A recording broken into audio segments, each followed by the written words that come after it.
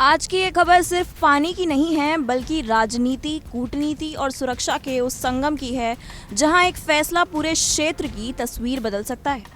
बात हो रही है भारत और पाकिस्तान के बीच दशकों पुराने सिंधु जल समझौते की, जिसे भारत ने पहली बार निलंबित कर दिया और अब पाकिस्तान इस मुद्दे को लेकर संयुक्त राष्ट्र सुरक्षा परिषद तक पहुंच गया है।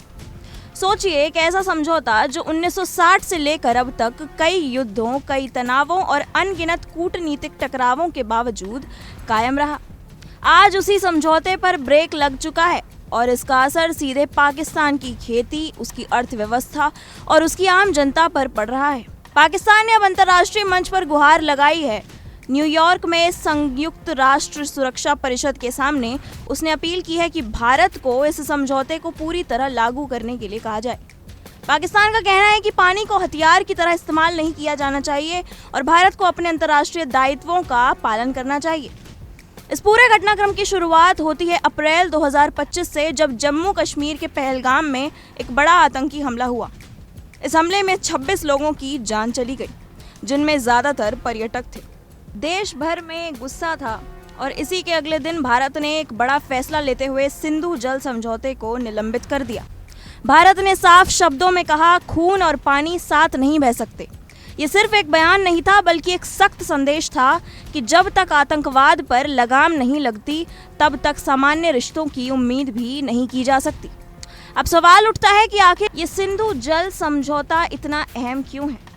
दरअसल ये समझौता भारत और पाकिस्तान के बीच पानी के बंटवारे को तय करता है। इसके तहत 3 बड़ी नदियां सिंधु, झेलम और चिनाब का ज्यादातर पानी पाकिस्तान को मिलता है और यही वो नदियां हैं जिन पर पाकिस्तान की कृषि व्यवस्था टिकी हुई है। पाकिस्तान की करीब 80% खेती इन नदियों के पानी पर निर्भर है। यानी अगर पानी की सप्लाई प्रभावित होती है तो सीधा असर खेतों पर पड़ेगा, फसलों पर पड़ेगा और अंत में पूरी अर्थव्यवस्था पर पड़ेगा।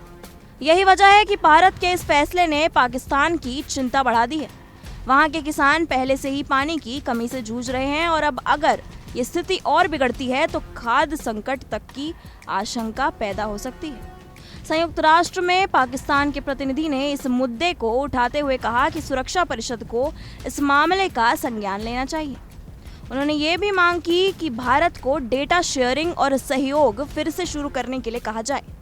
लेकिन यहाँ एक अहम सवाल ये भी है कि क्या संयुक्त राष्ट्र सुरक्षा परिषद इस मामले में दखल दे सकती है, क्योंकि सिंधु जल समझौता मूल रूप से एक द्वीपक्षीय समझौता है जिसे भारत और पाकिस्तान ने आपसी सहमति से किया था। ऐसे में तीसरे पक्ष की भूमिका सीमित रहती है। भारत पहले भी कई बार ये स्पष्ट कर चुका है कि वो द्वीपक्षीय मुद्दों में भारी हस्तक्षेप को स्वीकार नहीं करता। अब इस पूरे घटनाक्रम को एक बड़े नजरिए से समझना जरूरी है। भारत का ये फैसला सिर्फ एक प्रतिक्रिया नहीं है, बल्कि एक रणनीतिक कदम भी माना जा रहा है। ये एक तरह का दबाव है जिसके जरिए भारत ये दिखाना चाहता है कि आतंकवाद की कीमत सिर्फ शब्दों में नहीं, बल्कि ठोस फैसलों के जरिए चुकानी होगी। दूसरी तरफ पाकिस्तान के लिए ये एक बड़ी चुनौती बन गई है। उसे अपनी जनता को जवाब देना है, अपनी अर्थव्यवस्था को संभालना है और साथ ही अंतर्राष्ट्रीय मंच पर अपनी स्थिति को मजबूत रखना है। आने वाले दिनों में ये देखना बेहद दिलचस्प होगा कि क्या इस मुद्दे पर कोई कूटनीतिक समाधान निकलता है या फिर ये विवाद और गहराता है। क्या भारत अपने फैसले पर कायम रहेगा? क्या पाकिस्तान को अंतर्राष्ट्रीय स्तर पर समर्थन मिलेगा? और सबसे बड़ा सवाल, क्या पानी अब दोनों देशों के बीच एक नया संघर्ष का कारण बन सकता है? फिलहाल इतना तय है कि सिंधु जल समझौते पर ये टकराव सिर्फ एक शुरुआत है और इसके दूरगामी प्रभाव पूरे दक्षिण एशिया में देखने को मिल सकते हैं। अपनी राय हमें कमेंट सेक्शन में ज़रूर बताएं और बेल आइकन को दबाना ना भूलें। फिलहाल के लिए इतना ही। देश और दुनिया से जुड़ी तमाम खबरों के लिए जुड़े रहिए इंडिया डेली के साथ। देखिए इंडिया डेली 24/7 अब आपकी स्मार्ट टीवी पर। इंडिया डेली मौजूद है सभी डिजिटल प्लेटफॉर्म पर लाइव और लगातार।